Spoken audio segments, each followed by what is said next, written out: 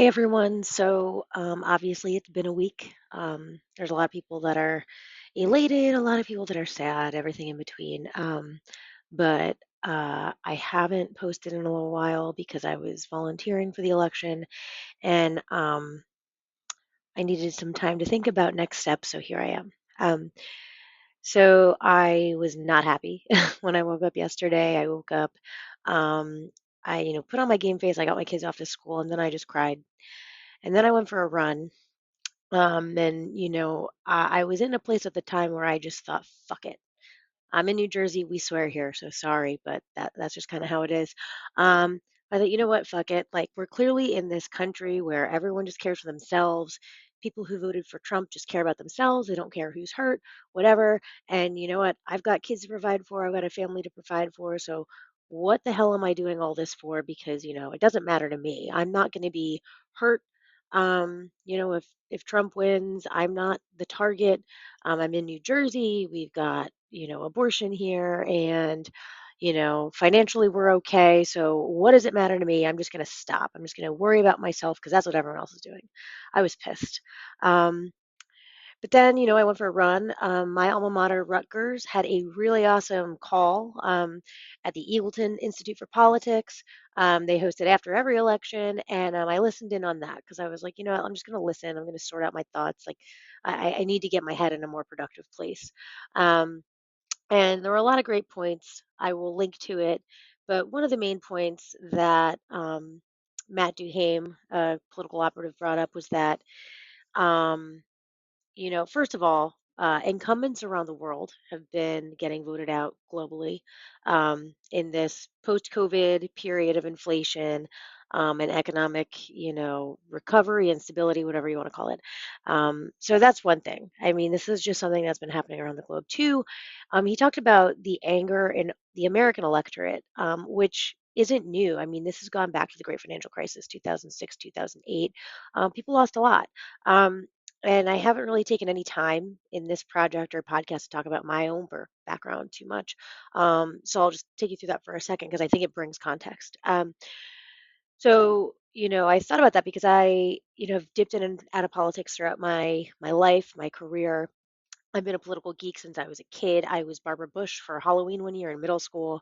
I majored in, poli sci my freshman year of college at American University when I first decided this is not what I want to do for my career, for my whole life. Um, then I went on to the corporate world. I got a master's in public policy during the great financial crisis. I was crazy enough to leave a really good job and decided I wanted to kind of figure out what was going on in the country, try to help people. Um, after doing that, pursuing a PhD, working a lot, getting paid nothing, I realized I kind of needed to shore up my balance sheet, get a good job again, make some money, buy a house, settle down, that kind of thing. So that's kind of like what I did. But when I was in public policy, one of the things I focused on was labor market research, labor market economics, and I spent time during the financial crisis interviewing people who'd lost their jobs during the Great Recession. And one of the things that was shocking to me, and I thought another layer of complexity to this policy issue, were the people I spoke to who had really, really good jobs going into the recession and during that period had to settle for jobs that were paying them far less. And I'm talking about lawyers that had great jobs and were now working at contract hourly positions as lawyers. Um, and other highly skilled people. So not only did we have all these people who were significantly set back because they had been out of the labor market for a really long time, but even people that were able to get jobs quickly, highly educated, highly skilled, they were still suffering. And what was that going to do for the years and years to come, right? Um, when I heard that, I thought, you know what, that brings a totally different perspective. Because as a parent, I know how hard it is to just provide for a family. And something we talk about in our house a lot is that we do quite well. And it's still, not easy, right? Everything is expensive, and childcare is expensive. Activities are expensive. Aftercare programs, if you have two working parents, those are expensive. Um, a lot of this, I mean, I know Trump supporters personally, and they're not all like, you know, waving Nazi flags. They're not racist. Um, I mean, some of them are just like, I just want a better life for my family. And I've been reading some articles where they interview Trump supporters. There was a good one that was done at a rally in Bucks County, Pennsylvania, which is like the swingiest of the swing counties, some people say.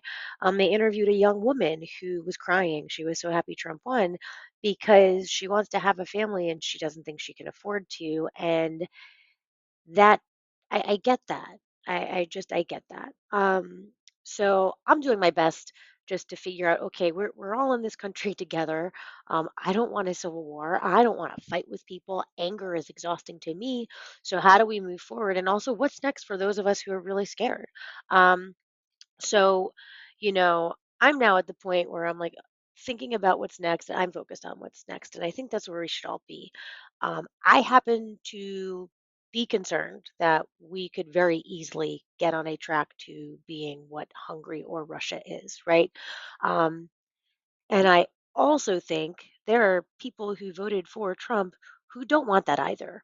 Um, I, I'm not a pundit. I'm not an expert. I'm just someone who gives a shit and I care about our democracy. I also, am the person who gets texts from a lot of their friends around election time as to, what's this issue on the ballot and where does this candidate stand and who should I vote for?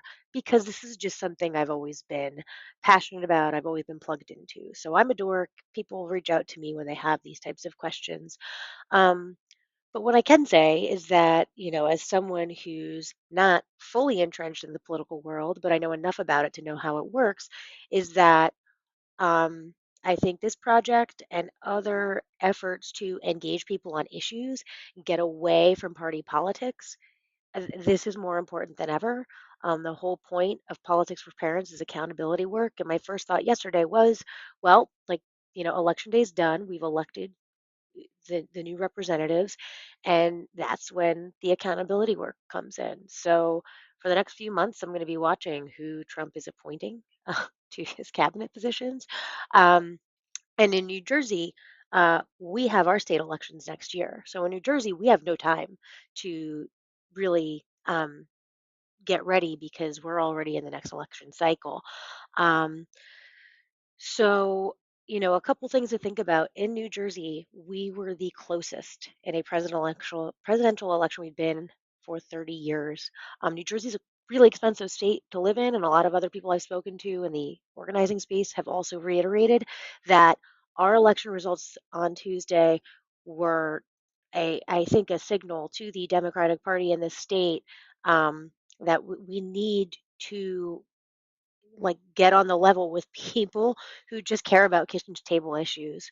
Um, I don't think, I can really demonize somebody who's overlooking a nebulous concept of, protecting democracy or, our leadership position in the world and the war in Ukraine when like they're really just focused on providing for their family in a really expensive state with really high taxes and they don't feel like the party in charge is listening to them. Like I get that.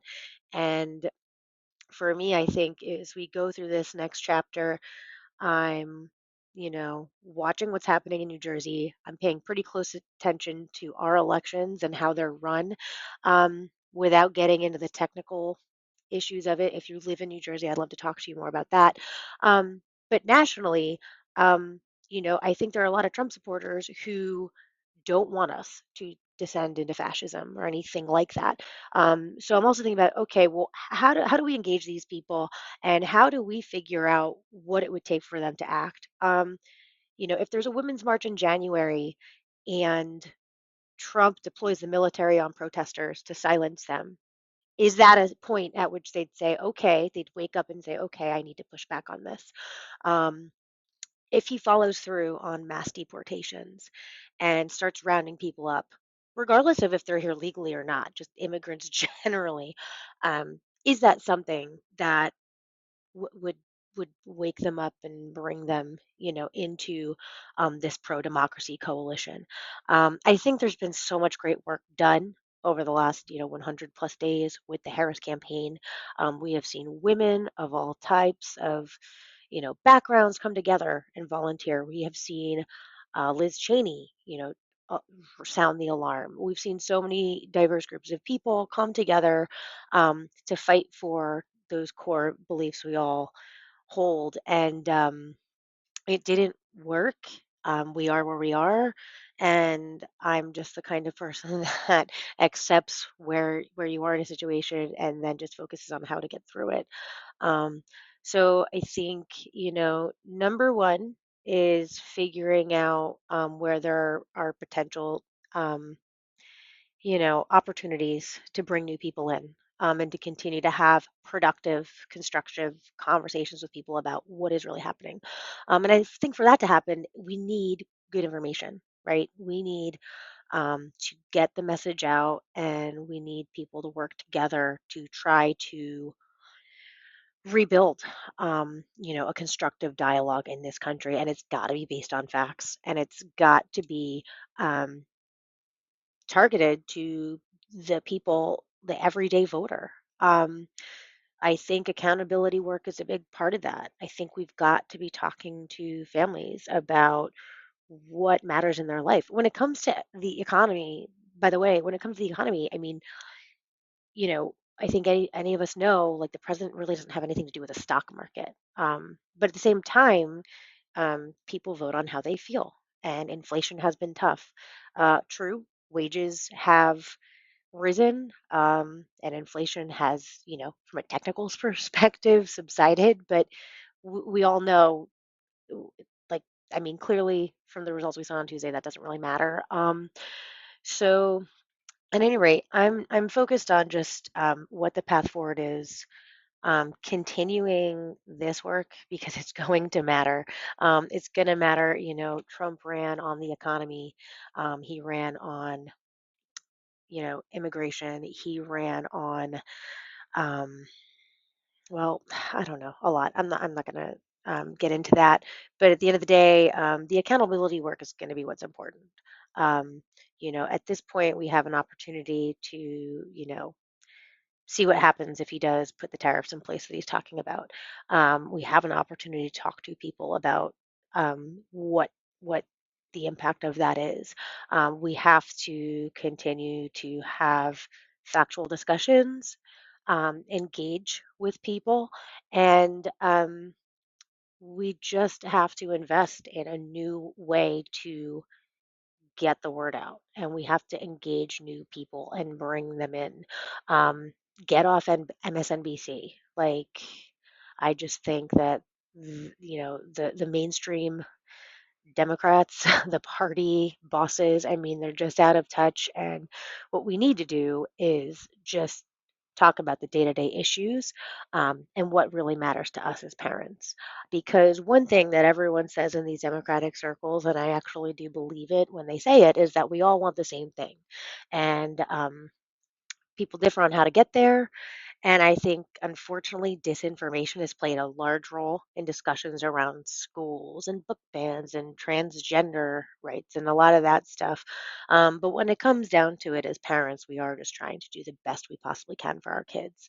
So I do think there's incredible value in having this space and a platform that talks frankly, factually, about these issues, and it's not tied to a party or a candidate or an election. It's just an ongoing place for information to empower parents, and understand how they can use their political power to really make change, and to advocate for better policies. Having said that, I've talked to so many people who are so terrified of what this new presidency means for them. And I'm not going to share anything too specific because those are private conversations and I respect that. Um, but, when Trump and the Republicans talk about disbanding the Affordable Care Act and they have no plan to replace it, that means a lot to people who depend on the Affordable Care Act for their loved ones or themselves, especially those with pre existing conditions.